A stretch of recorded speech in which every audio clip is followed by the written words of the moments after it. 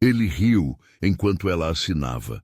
O riso foi curto, seco, o tipo de som que só existe quando alguém se sente intocável. O cartório cheirava a papel antigo e café esquecido. A luz branca fazia o rosto dele parecer mais duro.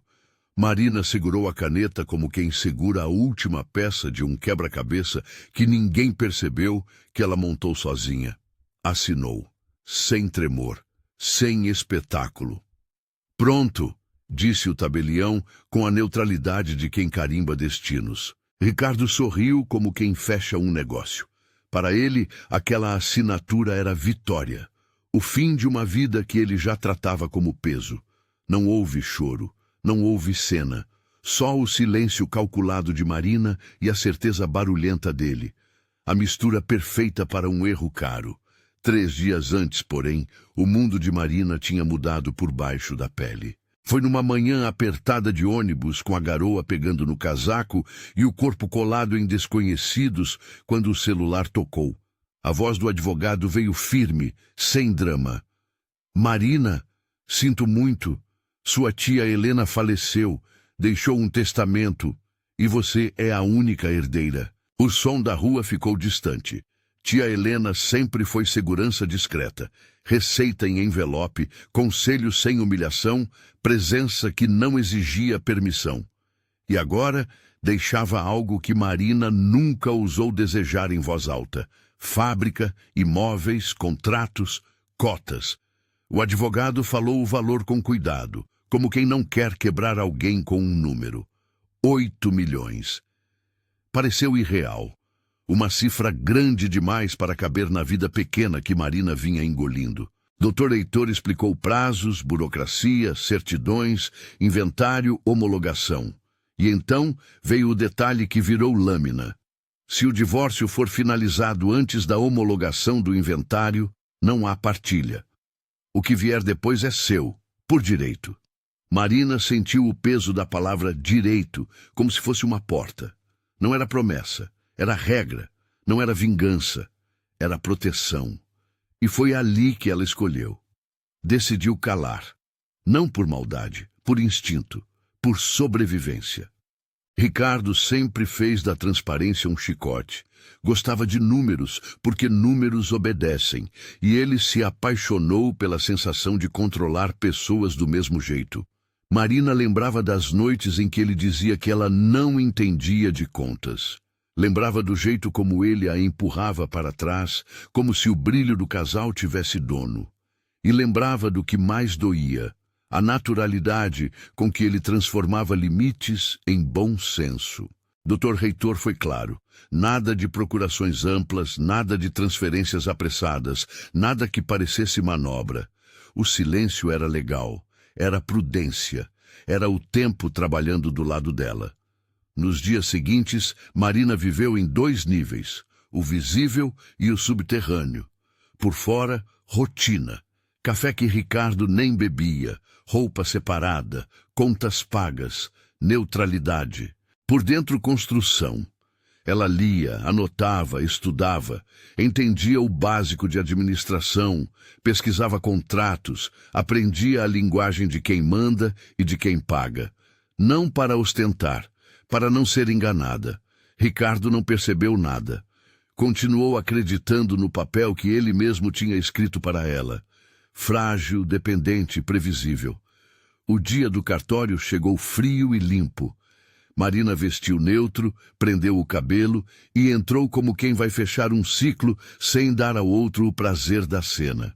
Ricardo chegou rindo alto, acompanhado, distribuindo piadas, oferecendo a própria felicidade como prova.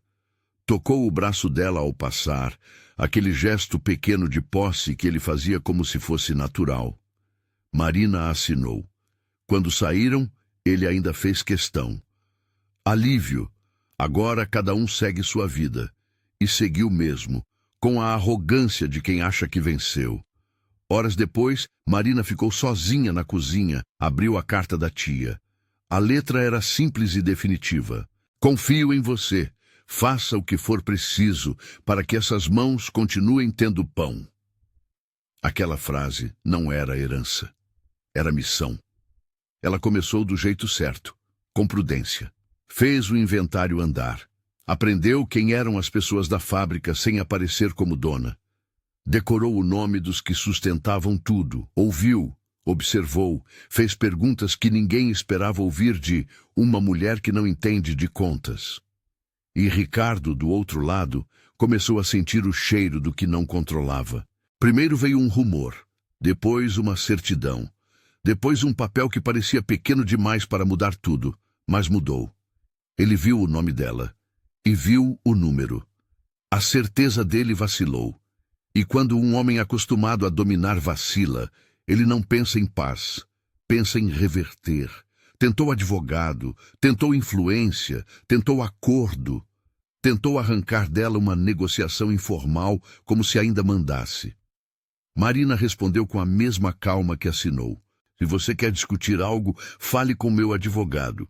Eu não negocio o que é meu por direito. Não havia agressividade na voz. Havia chão. Meses correram. A homologação avançou. O registro veio. E o que era secreto virou público, como tudo que é verdadeiro um dia vira. Marina não explodiu de alegria. Ela trabalhou, reorganizou a fábrica, melhorou o fluxo, consertou linhas, renegociou contratos, deu reajustes possíveis, criou um fundo emergencial e, num gesto que ninguém esperava, abriu dentro da própria estrutura um núcleo de apoio para mulheres em controle financeiro e violência emocional. Simples, prático, real. Enquanto isso, Ricardo começou a perder o que ele valorizava mais do que dinheiro: reputação. Contratos murcharam, bancos esfriaram. Parceiros pediram garantias. Gente que antes ria com ele passou a evitar o nome dele em reuniões. O mundo não puniu com escândalo, puniu com portas fechando. E então veio o dia que fechou a história de um jeito que ninguém esquece. A inauguração da ampliação da fábrica foi marcada num sábado. Portões abertos, comunidade presente, mural com fotos das funcionárias, jornal local, microfone. Marina subiu ao palco improvisado sem maquiagem de vingança.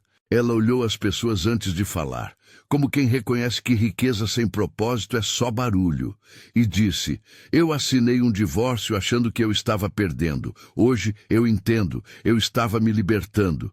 E se alguém aqui já se sentiu pequeno porque alguém te convenceu disso, saiba de uma coisa: a sua virada não precisa ser rápida, ela só precisa ser real. A plateia aplaudiu. Na lateral, perto do portão, Ricardo estava ali. Ele tinha vindo para ver de perto, para confirmar que era verdade. Veio como quem procura um erro na própria tragédia. Ele viu o letreiro, viu as máquinas funcionando, viu as funcionárias sorrindo, viu a cidade inteira olhando para Marina como se ela fosse finalmente alguém que sempre foi. E aí aconteceu o final bombástico. O jornalista perguntou, ao vivo, no microfone: Marina, muita gente quer saber, você escondeu a herança durante o divórcio? O silêncio caiu como um pano. Marina não piscou, não fugiu, não ficou defensiva. Só respondeu com uma calma que destrói mais do que grito: eu não escondi, eu protegi. Porque quem vive sob controle aprende uma coisa cedo: a verdade na boca errada vira arma. Eu esperei a lei fazer o trabalho dela. O repórter insistiu: e o seu ex-marido? Ela olhou diretamente para a câmera e a frase final veio como martelo: ele riu porque achou que eu não tinha nada. Hoje ele entende. O nada era a forma como ele me via.